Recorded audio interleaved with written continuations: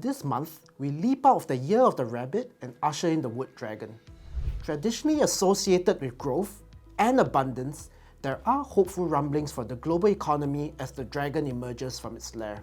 Inflation and financial conditions have eased, and we should see several rate cuts this year. While the risk of recession remains, expectations for this have been pushed back to 2025.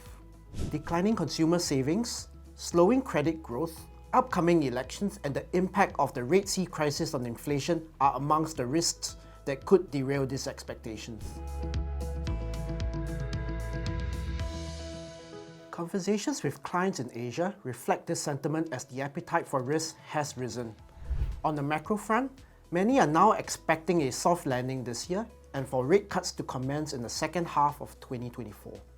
Positive views towards equities continue to rise with a preference for developed markets. There is a strong call to increase allocation to market laggards outside of the mega-cap stocks, including mid-cap stocks. In Asia, valuations are undemanding, but sentiment remains cautious. Clients are broadly tilted towards India, Japan, and ASEAN. The highest conviction trade resides in fixed income, where almost all investors are positive on quality investment-grade bonds. They look to lock in higher yields amid rate cut expectations. The investing climate this year will be complex, reflecting the dragon's auspicious yet bold spirit. Training your dragon may not be easy, but there are strategies that can potentially help you chart out a smoother ride. In today's markets, defensive assets with an income focus may serve investors well. Within fixed income, opportunities exist in investment-grade bonds. There are two strategies that we like.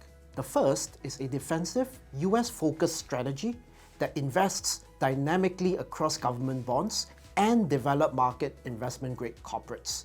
Its high quality and longer duration profile offers resilience while providing attractive growing income. The second takes a global, unconstrained approach to deliver income and risk-adjusted long-term returns.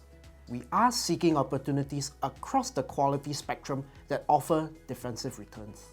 Defensive assets that offer income can also be found in equities. Dividend-paying companies tend to operate in sectors less sensitive to economic cycles, have good pricing power, and consistently grow dividends.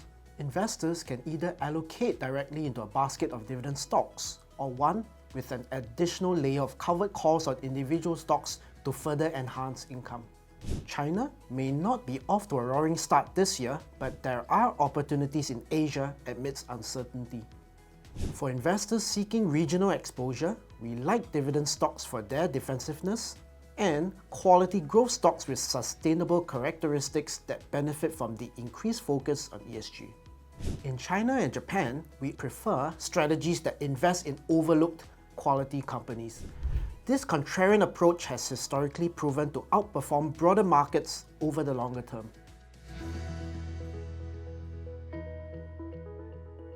投资一定有风险，基金投资有赚有赔，申购前应详阅公开说明书或投资人须知。